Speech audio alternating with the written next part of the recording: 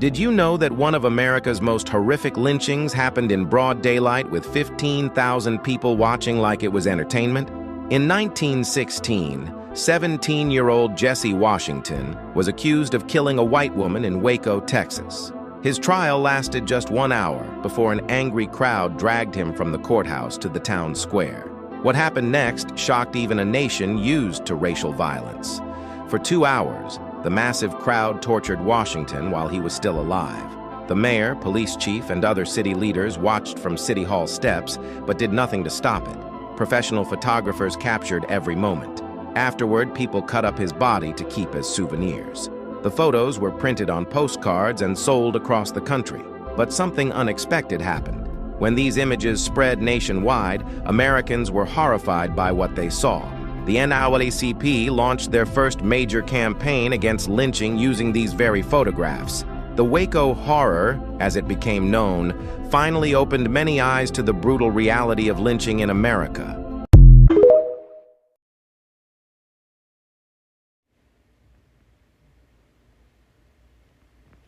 Shalom. First and foremost, I want to open up by giving all the praises, honor, and glory unto Yahweh, Bahashem, Yahweh Shai, Bahashem, Rechakwadash. Double honor to the apostles and elders of Great Millstone who rule well and preach his truth and sincerity. Shalom to the Hofi elect. This is the brother Amawan Ayash from the GMS Indianapolis camp, coming back at you with another quick lesson through the spirit and power of Yahweh, Bahashem, Yahweh Shai. And today's lesson is going to be another installment of our camp series here in the GMS Indianapolis camp, entitled "For Thy Violence Against Thy Brother Jacob," which is directly quoted from the book of Obadiah, the first chapter, which is only one chapter, in the verse 10. And pretty much in this series, we dig up news stories and articles and events in history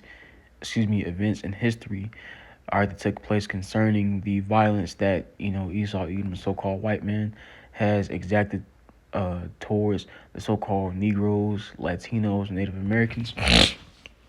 And in today's lesson, I have a article from blackpast.org dealing with the lynching of Jesse Washington. And I'm not sure exactly what number installment this is, but of course we're over 200, and we keep finding new stories to go into, and that goes to show that as we always say within these videos, we've barely scratched the surface pertaining to everything that Esau, Edom, the so-called white man, has done to the children of Israel, being the so-called Negroes, Latinos, Native Americans. But what we do know is that the sins of this place have reached the heavens, and also the Lord Yahweh Bashim Yahweh Shai has in account everything that Esau, Edom, the so-called white man, has done unto us as a nation. Okay, so without further ado, we'll go ahead and get the opening scripture as we always get. The book of Obadiah, chapter 1 and verse 10. It says, "For thy violence against thy brother Jacob, shame shall cover thee, and thou shalt be cut off forever." So ultimately, this is the judgment that the Lord Yahweh Bashim Yahweh Shai has declared against Esau, Edom, and so-called white man, due to his violence, right, that he's committed against the children of Israel. We know Jacob and Israel are interchangeable. So Esau, Edom, so-called white man, he has to pay for all the atrocities that he's committed towards the so-called Negroes, Latinos, and Native Americans. Because one thing we do know and understand is that ultimately, when you put your hands on the Lord's chosen people, all right, that wasn't just a small thing in the eyes of the Lord. Okay, this is the book of Zechariah, the second chapter, and verse 8.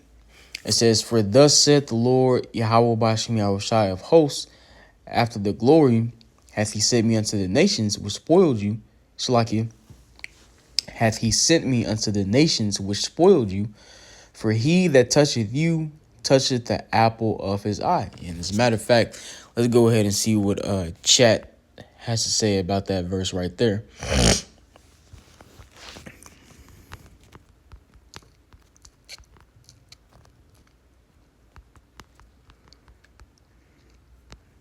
And really, I want to see what chat is going to say about the apple of the Lord's eye portion of that scripture.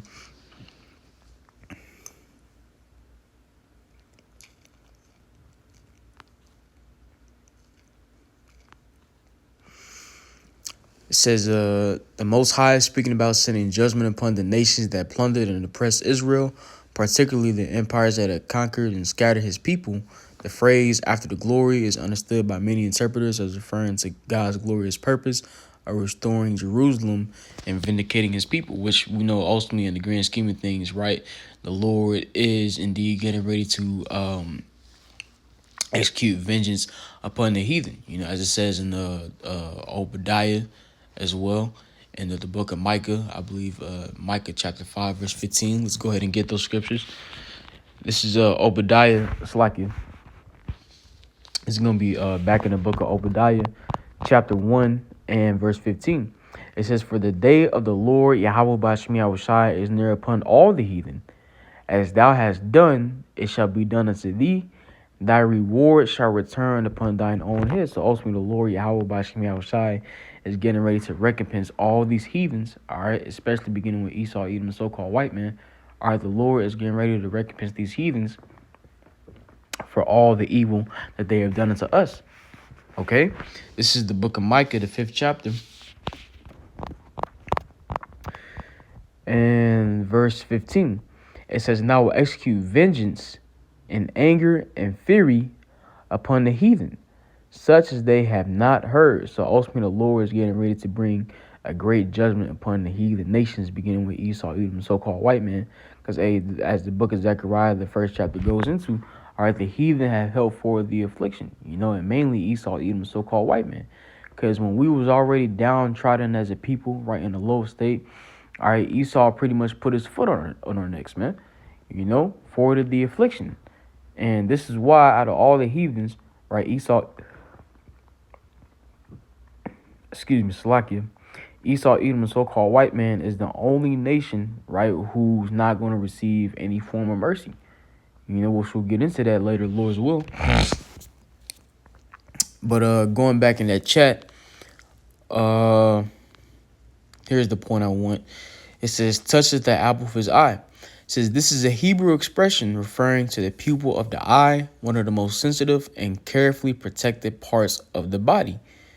The meaning is that the Most High's people are precious to him. To attack them is like poking someone directly in the eye. In the scriptures, the Heavenly Father Yahweh spoke on how ultimately we are a nation peculiar unto him, a people special unto him above all nations. Right? It says, main message, this verse emphasizes the Most High's special care for his people. The Most High notices when his people are wronged. The nations that oppress the Most High's people will ultimately face his judgment, you see. And ultimately that begins with who? Esau, Edom, and so-called white man. Okay, so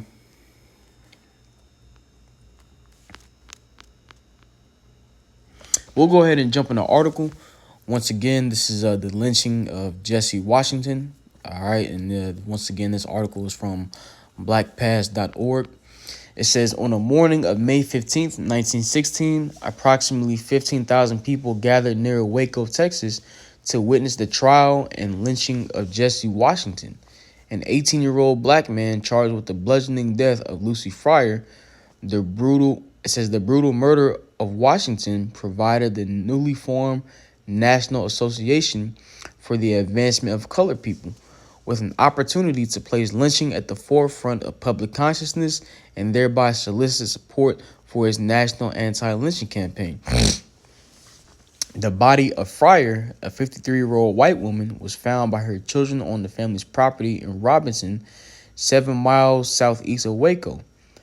Jesse Washington, a laborer on Fryer's farm, was arrested and charged with Fryer's death.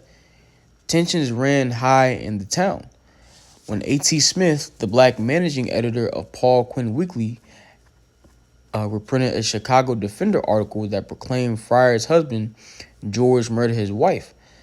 Smith was arrested, convicted of libel, or however you pronounce that, and sentenced to 1 year of hard labor on the local road gang. I see what that word libel means.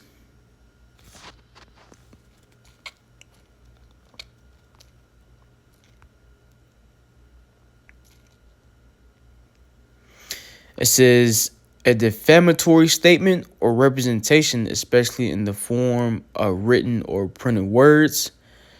It says such as a statement published with the knowledge that it is false or with reckless disregard of the truth that injures a public person's reputation, which Esau, Edom, the so-called white man, he should take heed to this definition himself.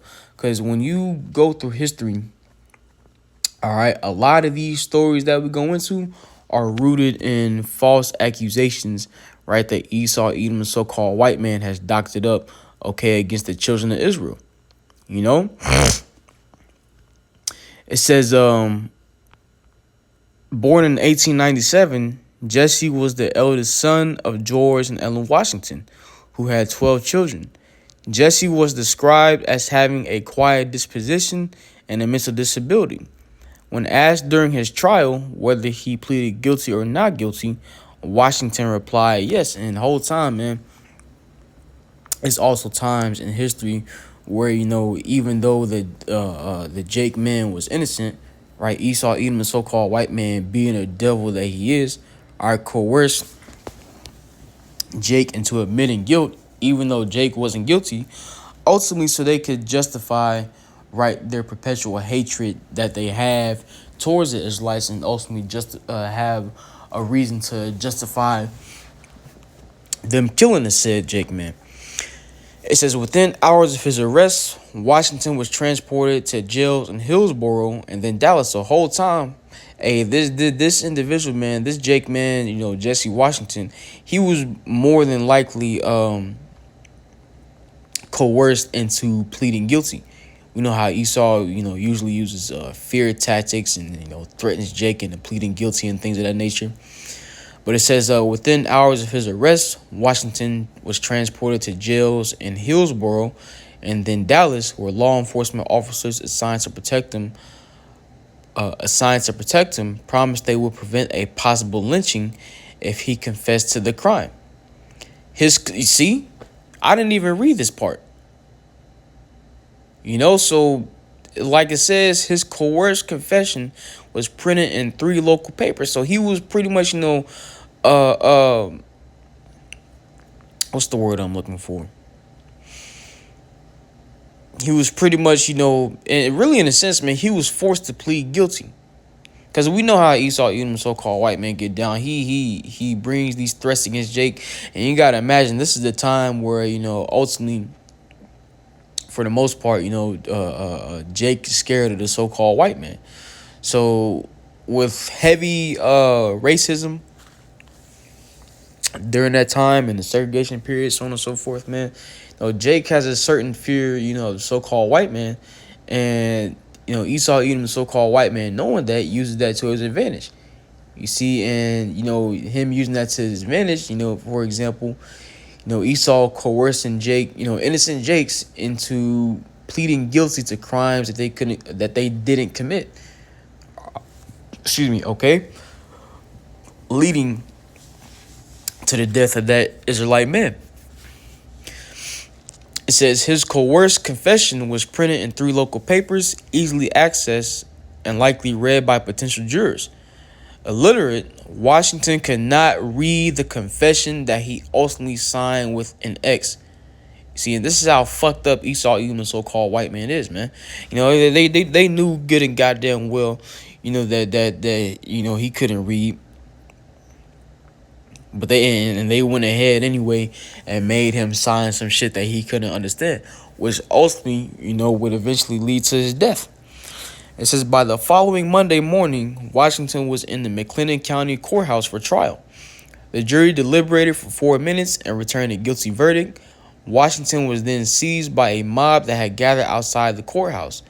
Washington's lynchers secured a chain around his neck and dragged him towards what would become his death site. Onlookers along the route struck Washington with shovels, clubs, and bricks and stabbed him with knives. So this Jake was going through complete hell, man. And this is nothing but the perpetual hatred that Esau, Edom, the so-called white man, has towards the children of Israel. Okay, we always get these scriptures, okay, but at the end of the day, it is very relevant, okay, to the topic at hand, and goes to show you that what Esau Edom, so-called white man, all right, his perpetual hatred, all right, has not ceased against the children of Israel. Okay, Ezekiel chapter 35, starting at verse 5. It says, because thou hast had a perpetual hatred, and hast shed the blood of the children of Israel by the force of the sword in the time of their calamity, and the time that their iniquity had an end. Therefore, as I live, said the Lord Yahweh Ba'ashmi Yahushai, I will prepare thee unto blood, and blood shall pursue thee. Sit thou hast not hated blood, even blood shall pursue thee. And you see within history how much, these Edomites wanted to shed the blood of the so-called Negroes, Latinos, and Native Americans. I mean, look, man, to have mobs, waiting outside of courthouses, man, to, put a Jake to death, man.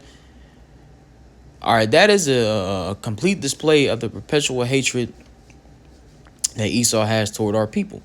And goes to show you that what? He doesn't hate blood. Therefore, what? Blood is going to pursue him. All that Israelite blood that Esau, even the so-called white man, has spilled upon his land is getting ready to come back upon his own head, man. This is the book of Amos, chapter 1, and verse 11. It says, thus saith the Lord Yahweh Ba'ashmi Yahushai, for 3 transgressions of Edom, and for 4, I will not turn away the punishment thereof. Because he did pursue his brother with the sword, and did cast off all pity, and his anger did tear perpetually, and he kept his wrath forever. You see, in Esau, Edom, so-called white man, has kept his wrath to this very day. So therefore, the Lord Yahweh Ba'ashmi Yahushai is not going to turn away the punishment that he has declared upon Esau, Edom, so-called white man. Which what right now Esau is being exposed as we speak, okay, for his wickedness. Then we know that, his kingdom is going to be destroyed, being America, which is known as Babylon prophetically in the scriptures.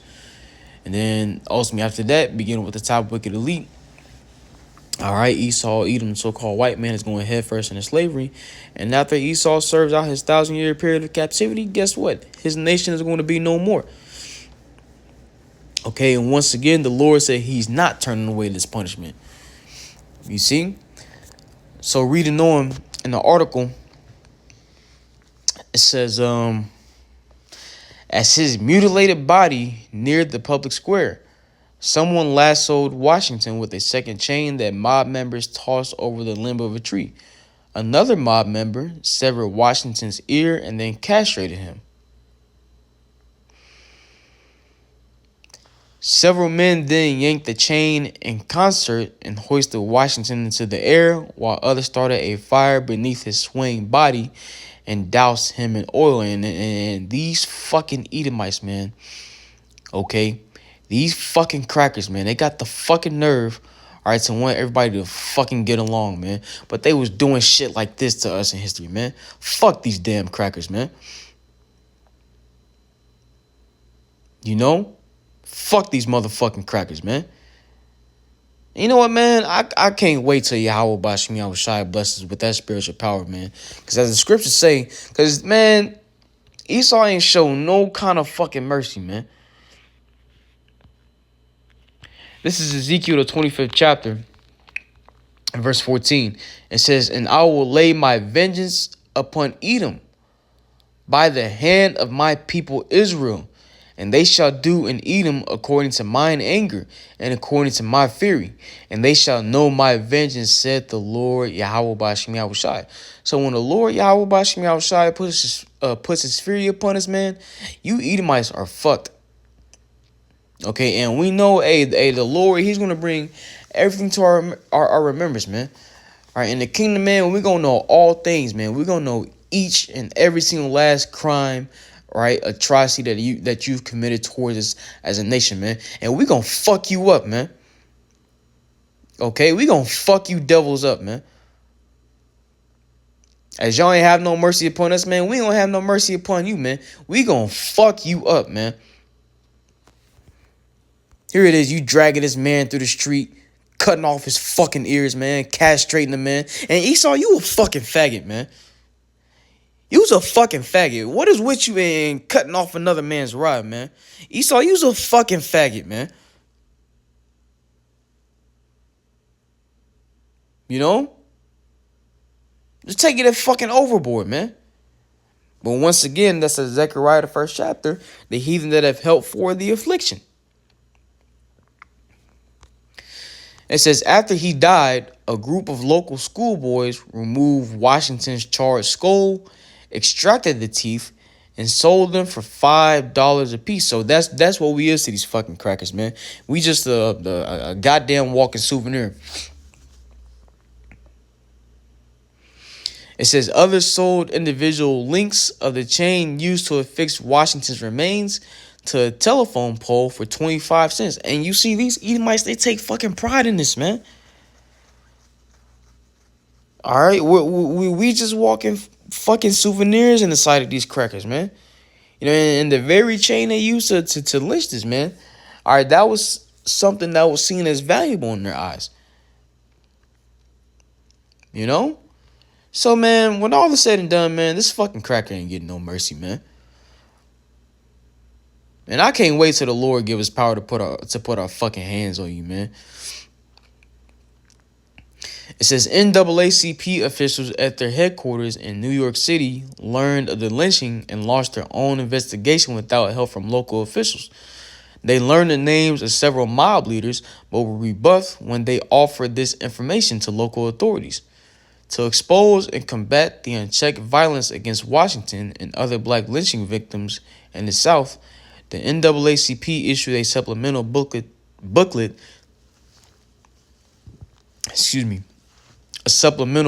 to its magazine, The Crisis, in July 1916. Readers of the Waco Horror were exposed to 8 pages of details about the murder of Washington in what editor W.E.B. Du Bois called a typical Southern town. In addition to the magazine's 42,000 subscribers, 750 newspapers and every member of Congress received the booklet. Another 12,000 copies were distributed as promotional material for the NAACP's anti-lynching campaign. And as you can see, that's the end of the article. But hey, man, Jake done died some fucked up deaths, okay, at the hands of Edom in history. You know, hey, at the end of the day, man, you know, this is the judgment that has fallen upon us as a nation due to our disobedience against the Lord Yahweh Bashim Yahushai. And even when, you know, Yahushai was, you know, on the cross, was being delivered up, you know, and Pontius Pilate, you know, was talking to our people and was like, look, man, this man ain't done no wrong. You know, the wicked of our people, that was like, look, crucify this man, roughly paraphrasing, and let his blood be upon us and our children. So the reason why you see Jake dying a lot of fucked up deaths, man, you know, whether it be in the time period of slavery or even now, because ultimately Jake put a curse on himself when Yahweh was on the cross. When they said, let his blood be upon us and our children, Jake did some. Look, man, that was just fucking stupid. You know, for you niggas wanted Yahweh Shai dead so fucking bad that you said let his blood be upon us and our children. And once again, this is why Jake is dying all these fucked up deaths, man. Because, like they said, let Yahweh Shai's blood be upon us and our children. Hey, the Lord is holding you accountable to that, man. Okay? But we know at the end of the day that what? You know, the Lord, he's going to judge Esau, even the so-called white man, for what he's done to our people as a whole. So once again, that's the end of the article. Let's go ahead and get this.